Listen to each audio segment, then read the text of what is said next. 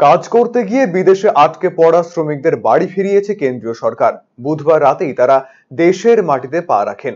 পেটের টানে দুবাইয়ে কাজ করতে গিয়ে অথই জলে পড়ে উত্তরবঙ্গের বিভিন্ন জেলার শ্রমিক।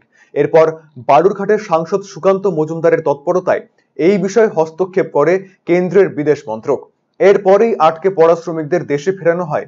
সেই শ্রমিকদের মধ্যে ছিলেন গাজলের চাকনগর গ্রাম পঞ্চায়েতের সীসা পিড়ালুতলা গ্রামের এক শ্রমিক পূর্ণেন্দু বৈরাগীও।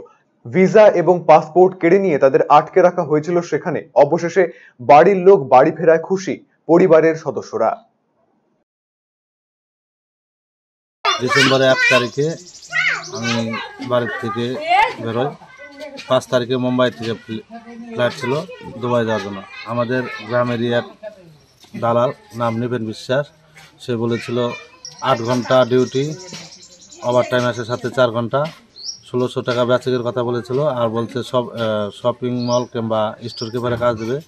ওখানে যাওয়ার পর দেখি সম্পূর্ণ কিছু আলাদা। ডিউটি করতে 15-16 ঘন্টা, বেচেকও অর্ধেক বেতন, ইন্ডিয়ান 18 থেকে 20,000 টাকা হবে। খাওয়া দাওয়া করে কিচ্ছু থাকবে না। তার ওখানে যাওয়ার পর আমাদের পাসপোর্ট ভিসা সমস্ত কিছু কেড়ে নেয় এবং খাওয়া দাওয়ার খুব কষ্ট হয়। ওখান থেকে যখন বললাম যে আমরা কাজ করব না, দুবাইয়ের আমাদের 200 রিয়াল করে দিয়েছিল, সেটা আমাদের কাছ থেকে কেড়ে নেয়। এবং তারপর ওখান থেকে 2 দিন পর আমরা আসলাম সাজায়, ওখান থেকে আমাদের আবুধাবিতে ট্রান্সফার করে দেয়। সেখান থেকে কোনো রকমভাবে চুরি করে একটা ভিডিও বানিয়ে আমরা সেটা নেটে ছেড়ে দিই। সেটা দেখে মাননীয় ডক্টর সুকান্ত মজুমদার সাথে সাথে বিদেশমন্ত্রী এস জয়শঙ্করের সাথে কথা বলেন।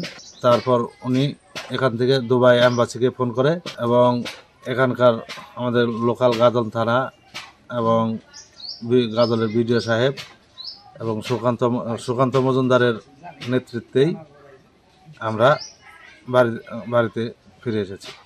হ্যাঁ, আমরা অনেক আশা নিয়ে অনেক টাকা খরচ করে দাদাকে পাঠিয়েছিলাম বিদেশে। তো সেখানে গিয়ে অনেক টেনশন হয়, তারা ওখানে আটকা পড়ে যায় নানান কাজে। তো আমরা সবাই খুব চিন্তিত ছিলাম, কিন্তু এখানকার প্রশাসন প্লাস ওই সুকান্ত মজুমদার ইনারা যথেষ্ট সাহায্য করেছেন আমার দাদাকে আনতে, এবং দাদাকে পেয়ে আমরা খুব আনন্দিত। আমাদের ভারতবর্ষের বা পশ্চিমবঙ্গের ছেলে এরকম যেন বিপদে না পড়ে। এদিকে আমাদের গাজল থানার আইসি চন্দ্র ঘোষাল, উনি আমাকে খুব সাহায্য করেছেন এবং আমাদের বিডিও সাহেব আমাদের পরিবারকে অনেক সাহায্য করেছেন এবং বলেছেন আমাকে যে কিছু লাগলে আবার আমাকে যেতে।